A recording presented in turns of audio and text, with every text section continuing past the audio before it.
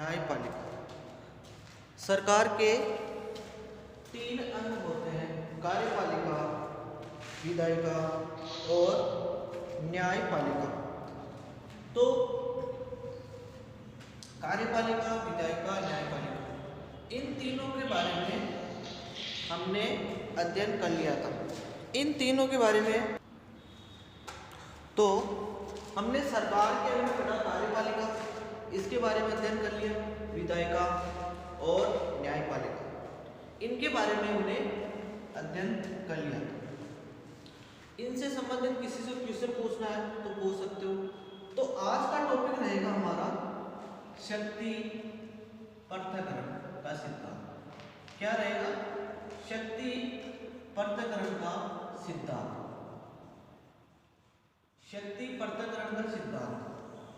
अगर शक्ति पृथक्करण सिद्धांत के इतिहास की बात करें कि इसकी शुरुआत कैसी हुई, ये शक्ति पृथक्करण सिद्धांत क्या होता है? जो शक्ति पृथक्करण का सिद्धांत है, इसमें क्या है कि इसकी शुरुआत हुई थी अरस्तु से। किससे? अरस्तु। अरस्तु ने इसकी शुरुआत कर दी थी आज से लगभग 2400-2500 साल पहले। आज से 2400-2500 साल पहले, जब लोगों के पास पहनने के लिए कपड़े नहीं थे, अपने शरीर पर पत्तों से ढक के रखते थे, उस समय अरस्तु ने शक्ति पृथक्करण के बारे में कुछ बताया था। उसके बाद में और भी विद्वान हुए, सिसरो और रोम के कुछ विद्वान हुए, इन्होंने भी शक्ति पृथक्करण सिद्धांत के बारे में बताया, लेकिन इतना विस्तार से नहीं बता पाए। फिर आते हैं, इसके बाद में आते हैं जॉन लॉक।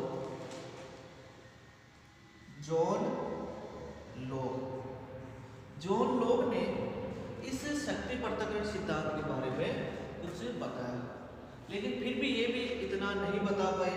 फिर उसके बाद में आए बोंदा। कुछ ऐसे विद्वान हुए जिन्होंने शक्ति पृथक्करण सिद्धांत के बारे में तो बताया तो था, लेकिन इतना विस्तार से नहीं बताया था शक्ति पृथक्करण सिद्धांत। इन्होंने बताया था कि कार्यपालिका और विधायिका अलग अलग होनी चाहिए। किसी ने यह बताया था कि न्यायपालिका और कार्यपालिका अलग अलग होनी चाहिए। तो जो शक्ति पृथक्करण का सिद्धांत है, इसके बाद में अरस्तु, सिसरो, रोम के विद्वान, जॉन लॉक, बोंदा, इन्होंने कुछ तो बताया। लेकिन उसके बाद में आए एक विद्वान हुए थे मॉन्टेस्क्यू। कौन से विद्वान हुए थे? मॉन्टेस्क्यू ने शक्ति पृथक्करण सिद्धांत को सही ढंग से बताया और मॉन्टेस्क्यू को शक्ति पृथक्करण सिद्धांत का जनक भी माना जाता है। मॉन्टेस्क्यू को शक्ति पृथक्करण सिद्धांत का जनक भी माना जाता है। इन्होंने एक पुस्तक लिखी, द स्पिरिट ऑफ लॉ। इस पुस्तक में शक्ति पृथक्करण सिद्धांत के बारे में विस्तार से बताया। शक्ति पृथक्करण सिद्धांत होता क्या? कौन सी पुस्तक में बताया? The spirit of law. शक्ति पृथक्करण सिद्धांत के जनक कौन है? मॉन्टेस्क्यू। इनकी शुरुआत किस विद्वान से हुई? अरस्तु ने बता दिया, सिसरो ने बता दिया, रोम के विद्वान ने बता दिया, बोंदा ने बताया, जॉन लॉक ने बताया। तो इन लोगों ने बताया तो था, लेकिन सही ढंग से इसकी व्याख्या किसने की? मॉन्टेस्क्यू ने। और मॉन्टेस्क्यू को शक्ति पृथक्करण सिद्धांत का जनक माना जाता है और उन्होंने पुस्तक लिखी द स्पिरिट ऑफ लॉ। इस पुस्तक में शक्ति पृथक्करण सिद्धांत के बारे में तो होता क्या है शक्ति पृथक्करण सिद्धांत? ये तो था शक्ति पृथक्करण सिद्धांत का इतिहास। अब शक्ति पृथक्करण सिद्धांत क्या होता है? ये क्या अलग चीज है? क्या है? तो हमने पहले जो कार्यपालिका पढ़ी, विधायिका पढ़ी, न्यायपालिका पढ़ी, इनका कार्य अलग अलग होता है या कहीं ये जुड़ी हुई होती है। शक्ति पृथक्करण कहता क्या है? जो कार्यपालिका है वो अपना कार्य करे, विधायिका है वो अपना कार्य करे, लेकिन न्यायपालिका है वो अपना कार्य करे। ये इसके कार्य में हस्तक्षेप नहीं करे, न ये इसके कार्य में करे, ये इसके कार्य में आपस में हस्तक्षेप नहीं करे, अपना अपना कार्य करे। जो ये तीनों है वो अपना अपना कार्य करे, चाहे कार्यपालिका अपना कार्य करे, विधायिका अपना कार्य करे, न्यायपालिका अपना कार्य करे। तो इन तीनों का अपना अपना कार्य करना और ये आपस में जुड़े नहीं होना, इसी को शक्ति पृथक्करण सिद्धांत कहते हैं। अर्थात इनकी शक्तियाँ अलग अलग होती हैं। इस नाम से समझ जाओगे, शक्ति पृथक्करण मतलब शक्तियों का अलग अलग बंटना अलग अलग होना, इसकी शक्ति अलग है, इसकी शक्ति अलग है, इसकी शक्ति अलग है, तो ये अपना अपना कार्य करेगी, एक दूसरे के कार्य में हस्तक्षेप नहीं करेगी, उसे ही कहा गया है, क्या कहा गया है, शक्ति पृथक्करण का सिद्धांत। इसके शक्ति पृथक्करण सिद्धांत के जनक कौन है, मॉन्टेस्क्यू, जिन्होंने अपनी पुस्तक द स्पिरिट ऑफ लॉज, इस पुस्तक में शक्ति पृथक्करण सिद्धांत बताया। तो जो कार्यपालिका है, विधायिका है, न्यायपालिका, कार्यपालिका, विधायिका, न्यायपालिका, यह क्या करती है, कानून बनाती है, क्या करती है, कानून बनाती है, ये क्या करती है, कानून का क्रियान्वयन करती है, कानून का क्रियान्वयन करती है, और ये क्या करती है, उस कानून की व्याख्या करती है, और कानून की व्याख्या करती है और उस पर निर्णय लेती है। तो ये अलग अलग कार्य हुए, तो इनका सबका अलग अलग कार्य होगा, ये कानून बनाएगी, फिर इस कानून को ये क्रियान्वयन करेगी, और फिर ये उसकी व्याख्या करेगी, ये कानून सही है या नहीं है, या उस पर निर्णय लेगी। तो इस आधार पर शक्ति पृथक्करण का जो सिद्धांत है, शक्ति पृथक्करण का सिद्धांत है, वो शक्ति पृथक्करण का सिद्धांत है, वो इन तीनों के ऊपर निर्भर है। कार्यपालिका, विधायिका और न्यायपालिका ये अपना अपना कार्य करेगी, एक दूसरे के कार्य में हस्तक्षेप नहीं करेगी। इसी आधार पर कहा गया है कि मॉन्टेस्क्यू ने कहा था कि जो कहाँ के निवासी थे, फ्रांस के निवासी थे। मॉन्टेस्क्यू कहाँ के निवासी थे, फ्रांस के निवासी थे। तो मॉन्टेस्क्यू को इसका जनक माना जाता है, मॉन्टेस्क्यू को शक्ति पृथक्करण सिद्धांत का जनक माना जाता है। और इन्होंने कहा था उस समय जब फ्रांस में, मॉन्टेस्क्यू कहाँ के निवासी थे, फ्रांस के निवासी थे। मॉन्टेस्क्यू कहाँ के निवासी थे, फ्रांस के निवासी थे। जब फ्रांस के निवासी थे मॉन्टेस्क्यू, तो इन्होंने वहाँ की सरकार थी, वो थी निरंकुश। क्या थी, वहाँ की सरकार निरंकुश थी। तो इन्होंने देखा कि मॉन्टेस्क्यू ने देखा कि यहाँ की सरकार निरंकुश है और अपने हिसाब से कार्य कर रही है। जो यहाँ की सरकार थी वो कौन सी थी, निरंकुश थी और अपने हिसाब से कार्य करती थी। तो निरंकुश सरकार वह स्वेच्छाधारी, तो ये निरंकुश थी और स्वेच्छाधारी थी। ये अपने हिसाब से, स्वेच्छा के हिसाब से कार्य करती थी, जनता पर अत्याचार करती थी। इसमें व्यक्ति की स्वतंत्रता सुरक्षित नहीं थी। क्या नहीं थी, व्यक्ति की स्वतंत्रता यहाँ पर सुरक्षित नहीं थी। तो मॉन्टेस्क्यू ने ये सभी चीजें देखी, ये सभी चीजें फ्रांस में देखी और बताया कि इन तीनों की, कार्यपालिका, विधायिका, न्यायपालिका, इनकी शक्तियों का अलग अलग होना चाहिए, इनकी शक्तियाँ अलग अलग बटी होनी चाहिए। क्योंकि अगर राजा निरंकुश हो गया, जनता पर अत्याचार कर रहा है, अन्याय कर रहा है और स्वेच्छाधारी अपने हिसाब से कार्य कर रहा है, किसी मंत्री की या जनता की नहीं सुन रहा है, और इसमें क्या हो गया, फिर व्यक्ति की स्वतंत्रता सुरक्षित नहीं थी, व्यक्ति की स्वतंत्रता सुरक्षित नहीं थी। तो इस आधार पर मॉन्टेस्क्यू ने शक्ति पृथक्करण सिद्धांत दिया और शक्ति पृथक्करण सिद्धांत का जनक मॉन्टेस्क्यू को माना जाता है। उनकी फेमस पुस्तक है द स्पिरिट ऑफ लॉ। इस पुस्तक में शक्ति पृथक्करण सिद्धांत दिया, किसने दिया, मॉन्टेस्क्यू ने। याद रखना, शक्ति पृथक्करण सिद्धांत का जनक मॉन्टेस्क्यू को माना जाता है। तो शक्ति पृथक्करण सिद्धांत में क्या होता है, कार्यपालिका, विधायिका, न्यायपालिका, ये इनके कार्य अलग अलग होते हैं, एक दूसरे के कार्य में हस्तक्षेप नहीं करते। उसके बाद में शक्ति पृथक्करण में होता क्या है, इसमें क्या होता है, इस सिद्धांत में देखें तो इसमें क्या होता है, इसमें व्यक्ति की जो स्वतंत्रता है वो सुरक्षित रहती है। क्या रहती है, जो व्यक्ति की स्वतंत्रता है वो सुरक्षित रहती है। इसकी वजह से स्वतंत्रता की रक्षा होती है। किसकी रक्षा होती है, स्वतंत्रता की रक्षा होती है। तो इस शक्ति पृथक्करण सिद्धांत में जो स्वतंत्रता की रक्षा होती है वो किस आधार पर होती है कि अगर कार्यपालिका अपना कार्य करेगी, विधायिका अपना कार्य करेगी, न्यायपालिका अपना कार्य करेगी, तो व्यक्ति अब ऑटोमेटिक स्वतंत्र रहेगा, उसकी सुरक्षा ऑटोमेटिक रहेगी। जब विधायिका कानूनी बनाएगी और कार्यपालिका उनका क्रियान्वयन करेगी, अगर न्यायपालिका को मौका मिले वो कानून सही नहीं है, जनता के लिए हितकर नहीं है, तो उस पर निर्णय लेके उस कानून को रद्द भी कर सकती है। इसी आधार पर कह सकते हैं कि व्यक्ति की स्वतंत्रता की रक्षा होगी। उसके बाद में इससे क्या होगा, सही शासन मिलेगा। क्या मिलेगा, सही शासन। क्योंकि अगर शासन सही नहीं होगा तो जनता पर अत्याचार करेगा, तो जनता पर अत्याचार करेगा तो क्या करेगा, विधायिका मिलके उस कार्यपालिका को हटा सकती है, कार्यपालिका को, जो कार्यपालिका का प्रमुख है उसको हटा सकती है। तो सही शासन मिलेगा किससे, शक्ति पृथक्करण सिद्धांत से सही शासन मिलेगा। उसके बाद में जो विशेषज्ञ है इसके शासन के बारे में जानकारी मिलेगी। इन्हीं विशेषज्ञों के द्वारा शासन किया जाएगा, विशेषज्ञ इन्हीं के द्वारा शासन किया जाएगा। इस विशेषज्ञ का तात्पर्य यह है कि जो एक चीज में माहिर हो, जैसे दांत का डॉक्टर उसका काम है सिर्फ दांत ही देखना, आंख का डॉक्टर उसका काम आंख ही देखना, पेट का डॉक्टर उसका काम पेट देखना।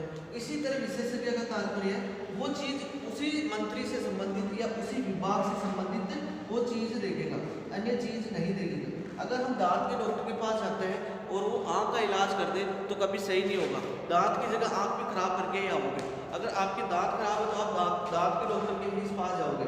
अगर आंख खराब है और दांत के डॉक्टर के पास चले गए तो आंख तो पहले ही खराब थी और दांत भी खराब करके आओगे। तो विशेषज्ञ है जिस चीज में माहिर है उसके पास ही जाना चाहिए। तो इसके द्वारा विशेषज्ञ द्वारा ही शासन किया जाएगा, इसके द्वारा विशेषज्ञ द्वारा ही शासन किया जाएगा, अन्य द्वारा शासन नहीं किया जाएगा। इससे विशेषज्ञ द्वारा ही शासन मिलेगा, इससे अच्छे शासन मिलेंगे। जिस विभाग से व्यक्ति है उसी विभाग को वो मिलेगा। जैसे शिक्षा विभाग, अगर किसी व्यक्ति को शिक्षा विभाग संभालना है तो उसको शिक्षा से संबंधित जानकारी होनी चाहिए। जैसे वर्तमान समय में भारत में देखें तो ऐसे व्यक्ति को भारत के शिक्षा विभाग दे दिए जाते हैं जिनको खुद को साइन करने नहीं आते हैं, हस्ताक्षर करने नहीं आते हैं। ऐसे लोगों को मंत्री बना दिया जाता है। तो क्या वो शिक्षा विभाग में सुधार कर पाएगा, शिक्षा को सुचारू रूप से चला पाएगा? तो नहीं चला पाएगा। क्यों? विशेषज्ञ ही इनको चला पाते हैं। अगर मान लो किसी ने शिक्षा पे अच्छी क्वालिटी प्राप्त की है, शिक्षा से संबंधित उसको पूरी जानकारी है, उसको शिक्षा विभाग दिया जाए, शिक्षा का मंत्री बना दिया जाए या शिक्षा मंत्रालय दिया जाए, तो वो शिक्षा से संबंधित सही ढंग से कार्य कर पाएगा। और अन्य विभाग भी होते हैं, वित्त विभाग, बजट से संबंधित वित्त मंत्रालय या वित्त विभाग। अगर मान लो भारत में अगर वित्त मंत्री जो कभी अकाउंट के बारे में नहीं जानते हैं, उसको जोड़ बाकी नहीं आते हैं, 100 रुपये मार्केट में लेके जाता है और 10 रुपये के सामान लेके आता है और वापस वहीं पैसे छोड़ के आते हैं, तो क्या वो भारत का वित्त मंत्रालय संभाल सकता है? वो भारत का बजट पारित कर सकता है? नहीं कर सकता। तो जिस विभाग में जो व्यक्ति है उसी विभाग में विशेषज्ञ द्वारा शासन किया जाएगा। शिक्षा विभाग में शिक्षा से संबंधित व्यक्ति को लगाया जाएगा, वित्त मंत्रालय में वित्त से संबंधित मंत्री को लगाया जाएगा। इस तरह से बहुत सारे विभाग है जिसमें सिर्फ इसी व्यक्ति को, इसी विशेषज्ञ को शासन किया जाएगा, इससे संबंधित व्यक्ति को शासन किया जाएगा। तो विशेषज्ञ द्वारा शासन इस प्रकार से है। तो इस विशेषज्ञ संबंधित शासन इस प्रकार से है कि ये सही रहेगा। जो व्यक्ति जिसमें परफेक्ट है उसी को वही विभाग मिलेगा। तो ये शक्ति पृथक्करण के सिद्धांत में इम्पोर्टेंट कार्य है। उसके बाद में इससे क्या होगा, कार्यपालिका में योग्य व्यक्ति ही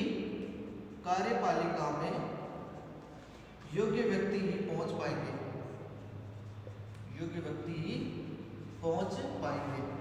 क्योंकि अगर कार्यपालिका, न्यायपालिका, विधायिका तीनों अलग अलग है तो कार्यपालिका में योग्य व्यक्ति ही पहुंच पाएंगे, विधायिका में अन्य व्यक्ति पहुंच पाएंगे।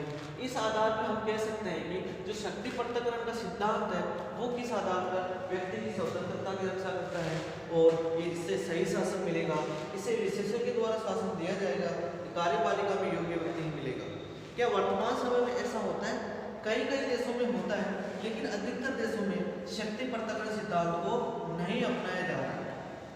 कई देशों में होता है, लेकिन अधिकतर देशों में इस शक्ति पृथक्करण सिद्धांत को नहीं अपनाया जा रहा है। कौन से?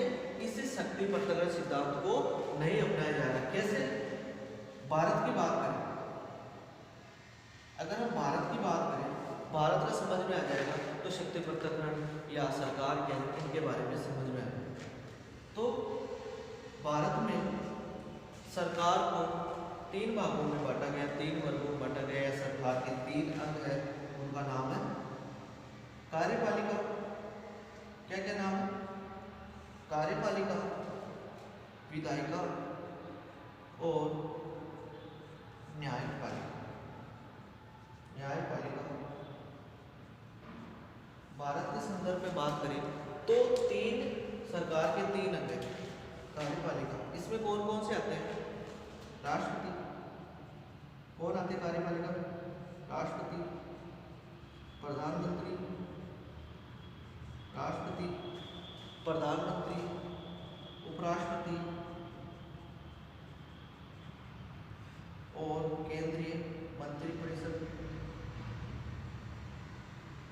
केंद्रीय मंत्रिपरिषद आदि लोग इसमें आते हैं, बहुत सारे लोग आते हैं इसमें कार्यपालिका।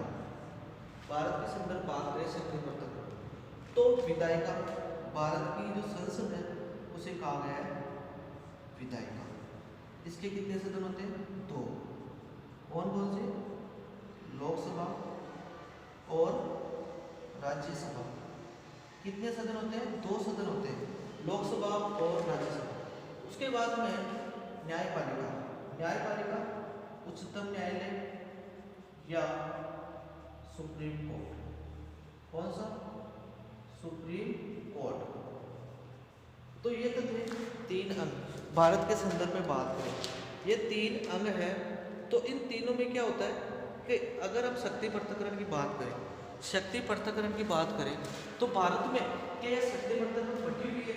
क्या कार्यपालिका कार्य अलग है, विधायिका का अलग है, न्यायपालिका का अलग है? तो वर्तमान समय में शक्ति पृथक्करण पूर्ण तरह लागू नहीं किया जा सकता, क्योंकि भारत का प्रधानमंत्री जो चुना जाता है वो कहाँ से चुना जाता है?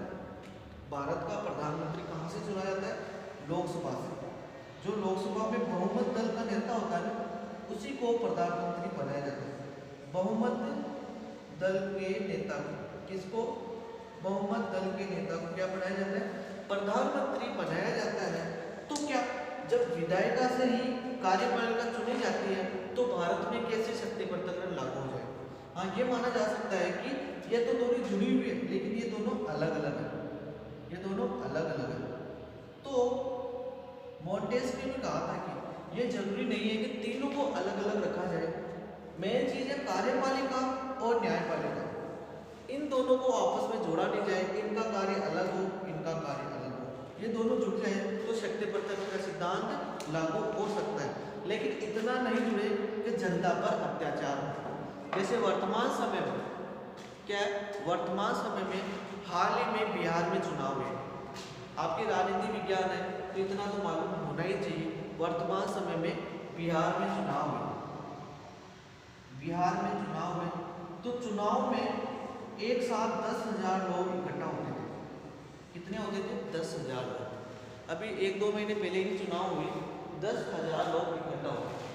सरकार ने कहा उनको वोट चाहिए तो बिहार सरकार में 10,000 लोग एक साथ इकट्ठा होते थे। ये समय चल रहा था कोरोना काल। अभी वर्तमान में भी कोरोना काल चल रहा है। तो कोरोना काल में तो देखा ही होगा, कोरोना काल में कि जब सरकार 10,000 लोग इकट्ठा कर सकती है, लेकिन जब जनता का काम पड़ा, ये काम था सरकार का, लेकिन जब जनता का काम पड़ा, जनता को अपना काम पड़ा, 25 नवंबर से शादियां स्टार्ट हो गई। अब सरकार ने कह दिया एक जगह 50 या 100 व्यक्ति से ज़्यादा इकट्ठा नहीं हो सकते। क्या यहाँ पे इकट्ठा होने से कोरोना हो सकता है? यहाँ पे इकट्ठा होने से कोरोना जब हुआ ही नहीं तो जनता पर अत्याचार क्यों कर रहे हो? क्योंकि ये जनता के बार बार थोड़ी करती है शादी। सरकार तो हर 5 साल में बनेगी, तो क्या ये चुनाव को टाला नहीं जा सकता था? कहीं इनको अपने हिसाब से, इंटरनेट के हिसाब से प्रचार नहीं कर सकते थे? लेकिन सरकार क्या करती है? अपने हिसाब से कार्य करती है, जनता की कभी नहीं सोचती है। जब जनता की बारी आई, 100 लोग इकट्ठा हो गए, सबको मास्क पहनना है, यहाँ पर कोई मास्क पहन नहीं रहा था, यहाँ पर जुर्माना लगाने लग गए। जो गरीब लोग हैं उनकी हालत खराब होने लग गई। तो जनता पे जो अत्याचार होता है वो किस आधार पे होता है? जब कार्यपालिका और विधायिका इनके सदस्य हावी हो जाते हैं, एक ही पार्टी के रहते हैं, तब क्या करते हैं? वो जनता की नहीं सुनते हैं, अपनी मनमानी करते हैं। क्या करते हैं? अपनी मनमानी करते हैं। तो इस आधार पर हम कह सकते हैं कि ये दोनों आपस में जुड़ी हुई नहीं होनी चाहिए। अगर ये दोनों जुड़ गई तो जनता पे अत्याचार होगा, अन्याय होगा, जनता के साथ अन्याय होगा, फिर न्यायपालिका भी कुछ नहीं कर पाएगी, न्यायपालिका भी कुछ नहीं कर पाएगी। तो इस आधार पर हम कह सकते हैं कि जनता अगर जागरूक हो जाएगी तो कार्यपालिका, विधायिका, न्यायपालिका इनके कार्य ऑटोमेटिक अलग हो जाएंगे। अगर एक ही पार्टी के, एक ही व्यक्ति के हाथ में सारी शक्ति आ जाए, मान लो भारत में एक व्यक्ति की सारी शक्ति है, तो अपनी मनमानी ही करेगा, चाहे वो प्रधानमंत्री हो, चाहे राष्ट्रपति हो, उपराष्ट्रपति हो, केंद्रीय मंत्री हो, चाहे कोई भी व्यक्ति हो। अगर सारे लोग एक ही व्यक्ति के हाथ में सारी शक्ति आ जाए, चाहे लोकसभा में शक्ति आ जाए, चाहे राज्यसभा में आ जाए, चाहे राज्यों में क्या भी आ जाए, तो वो क्या करेगा? जनता के ऊपर अत्याचार करेगा। तो इस आधार पर ये शक्ति पृथक्करण का सिद्धांत लागू नहीं होता है। वर्तमान समय में वही लागू हो सकता है जहाँ पे इन तीनों के लोग अलग अलग हो, इन तीनों आपस में जुड़ी हुई नहीं हो। अगर ये जुड़ गई तो जनता के ऊपर अत्याचार शुरू हो जाएंगे। जनता भोली भाली जनता है, उनको कभी भी बेवकूफ़ बनाया जा सकता है। तो इस आधार पर हम कह सकते हैं शक्ति पृथक्करण का सिद्धांत वर्तमान समय में लागू होना चाहिए। और ये कहाँ कहाँ लागू होता है, तो इसके संदर्भ में मैं आपको बताऊं ये कहाँ कहाँ लागू होता है। शक्ति पृथक्करण का सिद्धांत पूर्णतः अमेरिका में लागू होता है। भारत में इतना लागू नहीं होता है क्योंकि यहीं से लोकसभा से चुन के ये कार्यपालिका में बैठते हैं, लोकसभा में चुन के ये कार्यपालिका में बैठते हैं। लेकिन ये अमेरिका है, अमेरिका में शक्ति पृथक्करण का सिद्धांत लागू होता है। कहाँ होता है?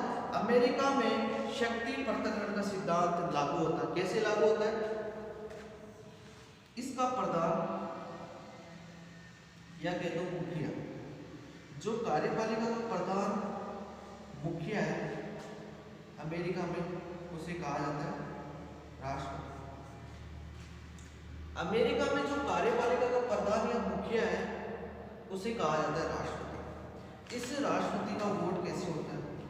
इस राष्ट्रपति का वोट, वहां पे दो सदन है, प्रतिनिधि सभा। कौन सी? एक का नाम है प्रतिनिधि सभा, एक का नाम है सीनेट।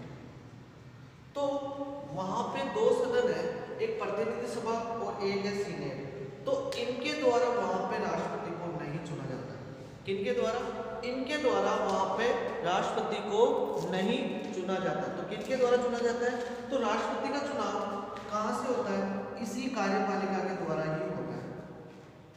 जो प्रतिनिधि सभा में बैठते हैं, जो सीनेट में बैठते हैं, सेम वैसे ही भारत में जिसका नाम लोकसभा है उसे अमेरिका में प्रतिनिधि सभा कहा गया। जैसे भारत में जिसका नाम राज्यसभा है उसे अमेरिका में सीनेट कहा। नाम परिवर्तन है, थोड़ी संख्या में परिवर्तन है, लेकिन कार्य वैसे का वैसे जैसे भारत में होता है। जैसे लोकसभा का रहता है वैसा ही लगभग प्रतिनिधि सभा करती है, और ये भी सीनेट भी वही कार्य करती है। जो भारत में जो लोकसभा कार्य करती है वैसा का वैसा कार्य प्रतिनिधि सभा करती है, और वैसा का वैसा कार्य ये सीनेट करती है। तो भारत में लोकसभा में बहुमत दल के नेता को प्रधानमंत्री कहा गया है, और वो कहाँ बैठता है? कार्यपालिका में। लेकिन अमेरिका में ऐसा सिस्टम नहीं है। अमेरिका में प्रतिनिधि सभा और सीनेट, यहाँ के बहुमत दल के नेता को राष्ट्रपति नहीं बनाया जाएगा। वहाँ पे शक्ति पृथक्करण के सिद्धांत को पूर्णतः लागू किया गया। वहाँ क्या किया गया? शक्ति पृथक्करण सिद्धांत को पूर्णतः लागू किया गया। शक्ति पृथक्करण सिद्धांत को यहाँ पे कैसे लागू किया गया? क्योंकि भारत में तो लोकसभा के बहुमत दल के नेता को प्रधानमंत्री बना दिया जाएगा, और अमेरिका में क्या होता है? एक निर्वाचन मंडल होता है, निर्वाचन मंडल होता है, और जितने राज्य हैं वहाँ से जो वहाँ के राष्ट्रपति उम्मीदवार हैं, जैसे वर्तमान में 3 नवंबर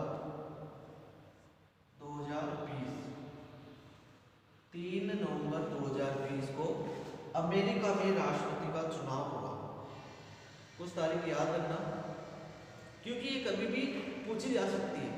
तो 3 नवंबर 2020 को अमेरिका में राष्ट्रपति का चुनाव होगा। तो चुनाव कैसे होगा? वहाँ पे अलग अलग लोग अपनी अपनी पार्टियों से खड़े हो जाएंगे। तो डोनाल्ड ट्रंप और बाइडेन, जो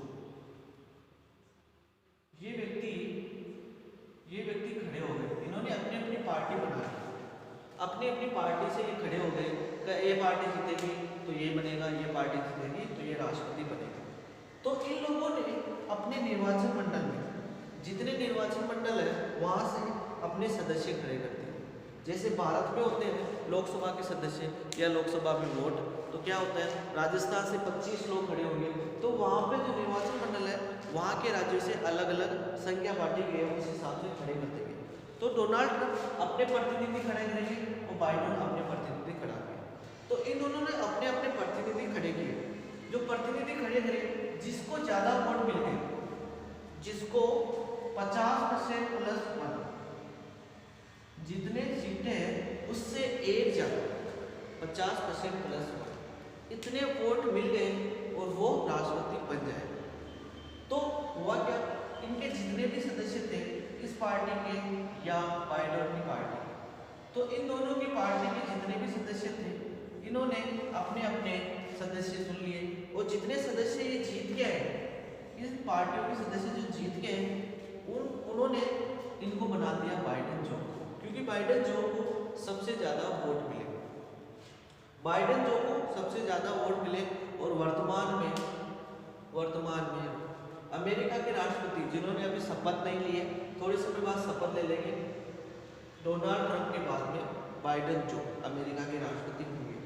तो जिन लोगों ने इनको चुन के भेजा, जो लोग खड़े हुए, बहुत सारे लोग खड़े हुए, तो ये लोग खड़े हुए ना, तो राष्ट्रपति बनने के बाद बाइडेन जब राष्ट्रपति बन जाएगा तो ये जो वोट दिए इन्होंने राष्ट्रपति बनाया, इन लोगों की सदस्यता राष्ट्रपति बनने तक ये है, इनकी सदस्यता खत्म हो जाएगी, इनका कोई कार्य नहीं रहेगा, इनका कार्य सिर्फ इतना ही है कि ये सिर्फ राष्ट्रपति बनाएंगे।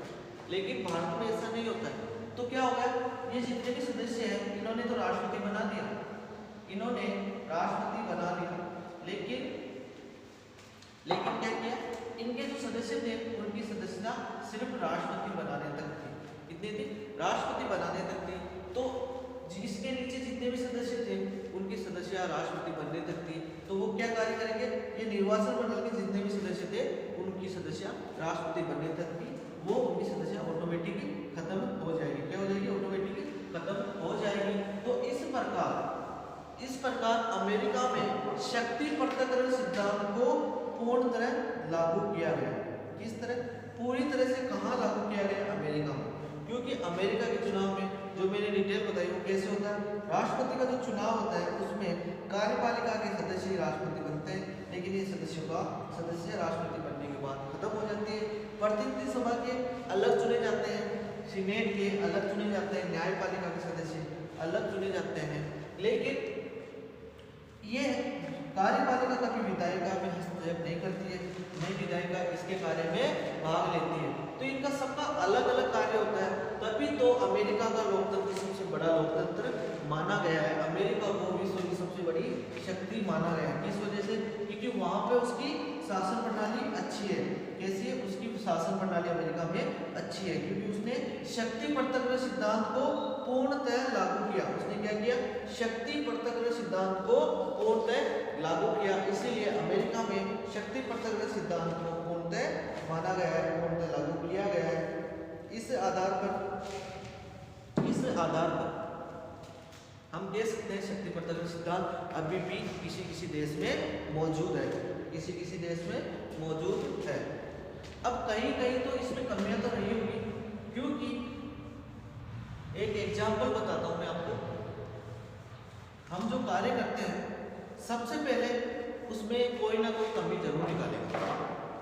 चाहे कोई शादी हो तो उसमें क्या करेगा, पूरी शादी अच्छी से हो गई, सबके लास्ट में जाते जाते ये कह देगा सब्जी में नमक ज़्यादा था, कुछ ना कुछ कमी तो निकालेंगे ही निकालेंगे।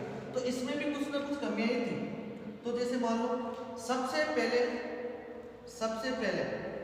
जब कार का आविष्कार हुआ, किसका? गाड़ी का, कार का, चार टायर वाली किसी गाड़ी का आविष्कार हुआ। तो क्या किया गया?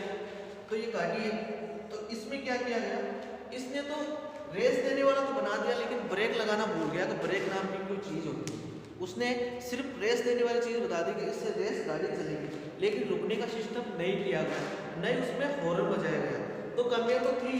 तो उसमें क्या, दो लोग आगे जाते थे, हटो गाड़ी आ रही है, क्योंकि उसमें हॉर्न लगाया नहीं। दो लोग पीछे रस्सी से पकड़ रहे थे, कहा हटो जो इसमें ब्रेक लगाना खड्डा हो गया, तो कहीं ना कहीं कमियां तो रहती है, कमियों को सुधारा तो जा सकता है। तो इस आधार पर इसमें भी कुछ ना कुछ कमियां तो होगी ही होगी, इसमें तो कुछ ना कुछ कमियां ही होगी। अगर कमियां नहीं होगी तो सुधार कैसे पाएंगे, अगर कमियां नहीं होगी तो सुधार कैसे पाएंगे। तो इसमें कमियां इस प्रकार से थी कि जो शक्ति पृथक्करण का सिद्धांत है हर देश में लागू नहीं किया जा सकता। जैसे भारत में लागू नहीं किया जा सकता क्योंकि भारत में लोकसभा के सदस्य ही कार्यपालिका में कार्य करते हैं। क्या कार्य करते हैं? लोकसभा के सदस्य ही कार्यपालिका में कार्य करते हैं और इसका नेतृत्व सही नहीं होता है। जो इसका नेतृत्व करता है वो हमेशा सही नहीं होता है। क्या नहीं होता है? हमेशा सही नहीं होता है। ऐसी बहुत सारी कमियां थी जो इस शक्ति पृथक्करण सिद्धांत की रह चुकी है। तो यहाँ तक जो मैंने पढ़ाया है, यहाँ तक जो मैंने पढ़ाया